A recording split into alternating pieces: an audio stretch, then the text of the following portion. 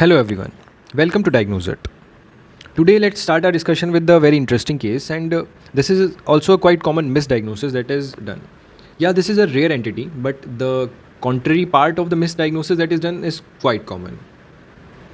So let's start. This is a 52-year-old chronic smoker male who presented with this worsening of respiratory difficulty and there is a history of COPD and there this chest x-ray is given and this is the HRCT of the chest. In the chest X-ray, you can see this black colored area in the center part of the lung, and in the HRCT, you can also see this area here. Now, with all this, we can say that there are two differential diagnoses for this case. We can say this there is this air present in the chest area, and there are two main differential diagnoses for the presence of air in the this lung area. And the first diagnosis that is commonly made is this pneumothorax. And the second diagnosis is this vanishing lung syndrome, and this vanishing lung syndrome is also called as just giant emphysematous bulla or this type 1 bullous disease of the lung. So these are our two main differential diagnoses. Now firstly let's try to differentiate these pneumothorax and this vanishing lung syndrome. So first difference is on the presentation part. In the presentation, this pneumothorax is more of this acute kind of presentation, and this VLS, this vanishing lung syndrome, is basically insidious presentation. And after the presentation, the first investigation that we order is this X-ray.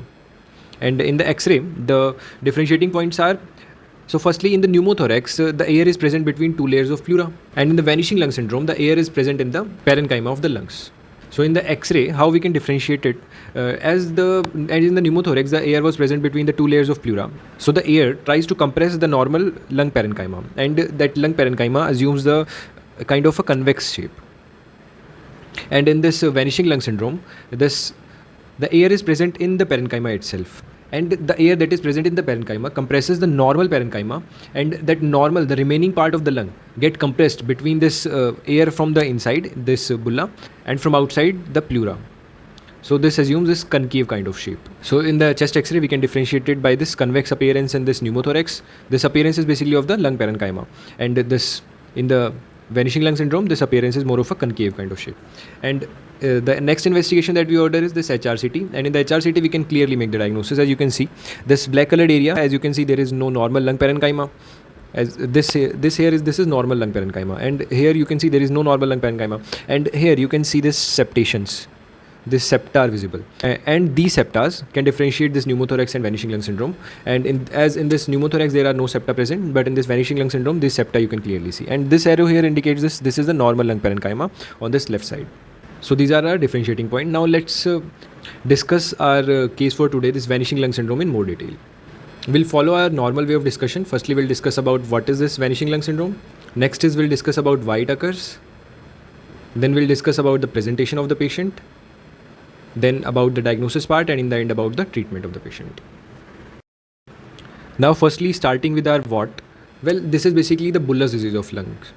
And in the bullous disease, what happens is, suppose this is a alveoli in the lungs, and this is the other alveoli, and this is the common wall between these two alveoli. So what happens is, due to the disruption of this common wall between these two alveoli get coalesced and form a large area. Over time, when this process occurs and involves a lot of lung parenchyma, then this leads to development of a bulla. And when this bulla involves more than 30% of this lung parenchyma of one side, then this is called as a giant bulla. And this giant bullous disease of the lung is called as this vanishing lung syndrome, because the air in this bulla start compressing the normal lung parenchyma, and the lung over that side start disappearing, and this leads to development of this vanishing lung syndrome, and this is why it is called as vanishing lung syndrome. Now let's come to our next part, why it occurs. Basically, there are some risk factors for development of this. One is the cigarette smoking, and the next one is this marijuana use. And in the marijuana smoking, it is seen that this disease occurs early. And the next risk factor is this some drugs, like this methylphenidate and this methadone and other talc-containing drugs. And other disease that are associated with this is this Marfan syndrome, this alpha-1 antitrypsin deficiency, this Ehlers-Danlos syndrome, basically this type 4 of Ehlers-Danlos syndrome. And the others are this sarcoidosis, this Sjogren syndrome, and this Wegener's, which we call as this granulomatosis with polyangiitis. So these are basically the main risk factor for development of this vanishing lung syndrome. These risk factors basically what they do is they weakens the wall of the alveoli, and when this wall of alveoli get weakened and multiple alveoli get coalesced, then they lead to formation of a giant bulla, and in turn lead to the formation of this giant bullous disease of lung or vanishing lung syndrome. Now let's come to the presentation part. As our patient, this patient presented with worsening of respiratory difficulty, but the other symptoms that which the patient presents are this presence of cough with hemoptysis, this chest pain, dyspnea, this worsening of respiratory difficulty, and sometimes the patient can also be asymptomatic also. And usually the patient presents with this cough and dyspnea, and when this vanishing lung syndrome get complicated, that leads to infection of that bullous cavity, then this may lead to development of this chest pain and cough with hemoptysis. So these are the basic presentation of the patient with vanishing lung syndrome. Now let's come to the next part of the diagnosis. Well, firstly, when the patient presents, the first thing that we do is this our clinical examination, and on examination what we find is decreased air entry, and that decreased air entry and due to decreased breath sounds over that part of the lung. Suppose this our patient was having the area this bulla over the left side of the lung, and over the left side when we try to auscultate we do not get any kind of sound, so silent chest is seen over that side.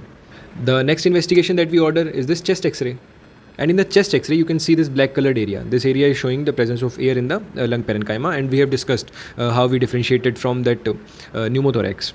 And the next investigation, that investigation of choice, is this HRCT, and in the HRCT we can clearly make the diagnosis of this vanishing lung syndrome.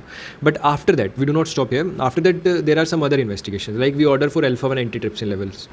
The other investigation, we go for this pulmonary function test to get to know about how much of the lung area is remaining and how much of the lung is functioning. This also helps in deciding the treatment of this vanishing lung syndrome. We also check for other symptoms of the patient to know about any syndromic etiology. Suppose this patient was having this Ehlers-Danlos or Marfan syndrome or some other etiology. Now let's come to the treatment part. And in the treatment, first thing that we do is we manage the patient conservatively, and we manage this COPD part of the patient. And after that, the standard treatment is the surgical excision of the bulla.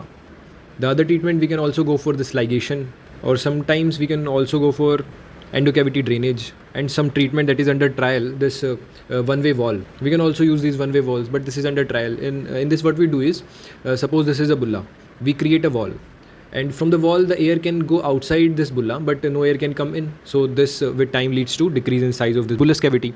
And these treatment also, they work well for around 3 to 4 years, but after 3 to 4 years the efficacy of this treatment start decreasing, and the patients start developing symptoms again. And in the end we can also go for lung transplantation in some patients.